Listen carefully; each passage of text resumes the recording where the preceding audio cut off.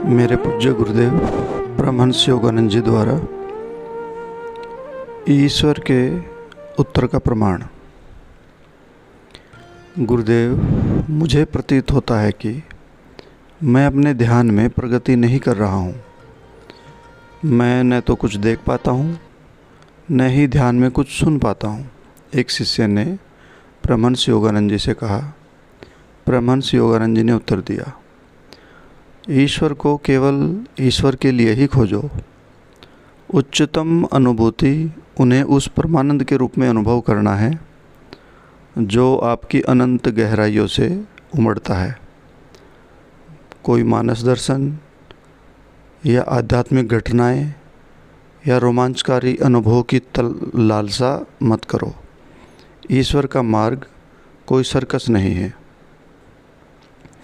यह मिथ्या धारणा भक्त की उन सूक्ष्म ईश्वरीय उत्तरों की अनुभूति को धुंधला कर देती है जो कि उसके ध्यान के अभ्यास में प्रारंभ से ही विद्यमान रहते हैं। ईश्वर भक्त के प्रत्येक प्रयास का, उसकी प्रत्येक भक्तिपरक पुकार का उत्तर देते हैं। नए शिक्षार्थी के रूप में भी आप अपनी खोज में इसका अनुभव कर लेंगे यदि आप उन्हें एक निश्चल आंतरिक शांति के रूप में पहचानना सीख लेते हैं। मतलब ध्यान में निश्चल आंतरिक शांति ही ईश्वर का रूप है, जो कि आपकी चेतना में चुपके से आ जाती है जब आप ध्यान कर रहे होते हैं। यह शांति आपके भीतर ईश्वर की उपस्थिति का प्रथम प्रमाण है। आप जान जाएंगे कि उन्होंने ही आपके जीवन के कुछ सही निर्णय लेने के लिए आपका पथ प्रदर्शन किया और प्रेरणा दी है। आप अनुभव करेंगे कि उनकी शक्ति आपको बुरी आदतों पर विजय प्राप्त करने और आध्यात्मिक गुणों का पोषण करने के लिए सशक्त कर रही है। यानी कि जब आप देखते हैं आपके अंदर बहुत गहरी शांति है और आप पाते हैं कि किसी भी प्रश्न का उत्तर आपको मिलता है, तब आप मान लीजिए कि परमात्मा ने आपका मार्गदर्शन किया है। और जब आप ये देखते हैं कि जो कुछ बुरी आदतें हैं और आपको लगता है कि ये बुरी आदतें हैं और अब इनको छोड़ देना चाहिए, तो ये स्वभाव भी परमात्मा की उपस्थिति का प्रमाण ही है। आप उनको सदा वर्धमान आनंद और प्रेम के रूप में जान लेंगे। गुरु जी समझा रहे हैं कि लगातार ध्यान करने और परमात्मा में अपने मन को लगाए रखने के बाद उनको आप वर्धमान आनंद, लगातार बढ़ते हुए आनंद और प्रेम के रूप में जान लेंगे, जो आपके भीतर गहराई में उमड़ता है और आपके दैनिक जीवन और संबंधों को सराबोर कर देता है। यानी कि जब आप आनंद में रहने लगे और सभी के प्रति संभाव, प्रेम को अनुभव करें, तब आप समझ लीजिए कि ये परमात्मा ही हैं जो दैनिक जीवन में भी आपके साथ हैं और सभी संबंधों में एक मधुरता, ये परमात्मा का ही प्रमाण है, परमात्मा का ही उत्तर है। ध्यान में आप शांति का जितना अधिक अनुभव करेंगे उतना ही अधिक आप ईश्वर के निकट होंगे। आप ध्यान में जितने अधिक गहरे जाते हैं वे आपके उतने ही निकट होते जाते हैं। ध्यान की शांति ईश्वर की भाषा और सुखद प्रेम पास है।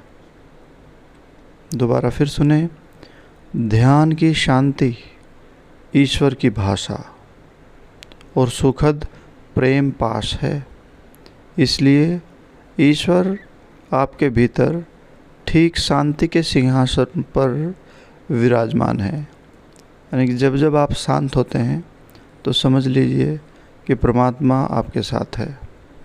सर्वप्रथम उन्हें वहाँ पर खोजें, यानी कि सर्वप्रथम अपने अंदर शांति की खोज करें और फिर आप उन्हें जीवन के सभी श्रेष्ठ कार्यकलापों में यानी कि जब आप दिन भर में कोई भी कार्य कर रहे होते हैं, अगर आपके मन में पूर्ण रूप से शांति आप अनुभव करते हैं तो समझ लीजिए ईश्वर आपके साथ हैं। सच्चे मित्रों में, प्रकृति की सुंदरता में, अच्छी पुस्तकों में, अच्छे विचारों में, श्रेष्ठ आकांक्षाओं यानी कि इच्छाओं में आप उन्हें पालेंगे। जब आप ईश्वर को भीतर के शांति रूप में जान लेंगे, तब आप उन्हें बाहर भी सभी वस्तुओं के ब्रह्मांडीय सामंजस्य की शांति के रूप में अनुभव कर लेंगे। यद्यपि मैं अपने मन को शांत करने का प्रयास करता हूँ, फिर भी मैं चंचल विचारों को मिटाने और भीतरी संसार में प्रवेश पाने की शक्ति की कमी पाता हूँ। एक आगंतुक ने कहा, एक शिष्य ने कहा, अवश्य ही मुझ में भक्ति का भाव होगा। मौन में बैठकर भक्ति का अनुभव करने का प्रयास करने से आप प्राय कहीं भी नहीं पहुँचते। ब्रह्मन योगानंद जी ने ये उत्तर दिया कि मौन में बैठकर भक्ति को अनुभव करने का प्रयास करने से आप प्राय कहीं भी नहीं पहुँचते।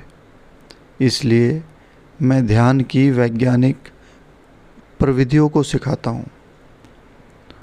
उनका अभ्यास करो, यानी क्रिया योग का अभ्यास करो, और आप अपने मन को इंद्रियों के विकर्षणों से और अन्य प्रकार के विचारों के निरंतर प्रवाह से पृथक कर लेंगे, अलग कर लेंगे।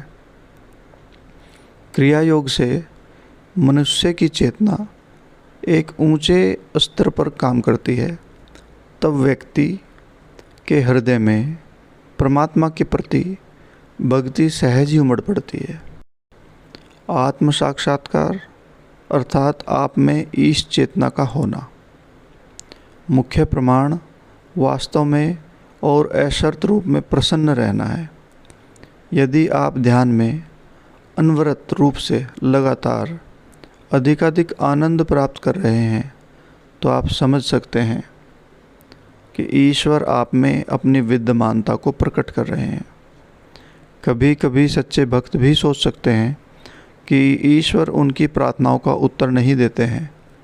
वे अपने नियमों के द्वारा चुपचाप उत्तर देते हैं, परंतु जब तक वे भक्त के प्रति पूर्णतया आश्वस्त नहीं हो जाते, तब तक वे प्रत्यक्ष रूप से उत्तर नहीं देंगे, भक्त से वार्तालाप नहीं करेंगे। ब्रह्मांडों के स्वामी इतने विनम्र हैं, वे बोलते नहीं हैं ताकि ऐसा करने में वे भक्त की उन्हें स्वीकार या अस्वीकार करने की स्वतंत्र इच्छा के उपयोग को प्रभावित न कर दें। एक बार आप उन्हें जान लेते हैं तो निसंदेह आप उनसे प्रेम करेंगे। अति सम्मोह को कौन रोक सकता है? ईश्वर को जानने के लिए आपको अपना असर्त प्रेम प्रमाणित करना होगा। आपको विश्वास रखना ही पड़ेगा। आपको यह जानना होगा कि जब आप प्रार्थना करते हैं तो वे आपको सुन रहे होते हैं, तब वे आपको अपना बोध कराएंगे। जब ईश्वर आपकी प्रार्थनाओं का उत्तर नहीं देते, तो इसका कारण यह है कि आप बहुत तत्पर नहीं होते। यदि आप उन्हें शुष्क नकल की हुई प्रार्थनाएं भेंट करते हैं, तो आप परमपिता के ध्यान को आकर्षित करने की मांग की आशा नहीं रख सकते। प्रार्थना के द्वारा ईश्वर तक पहुंचने का एकमात्र मार्ग है दृढ़ता, नियमितता और तत्परता की गहराई। अपने मन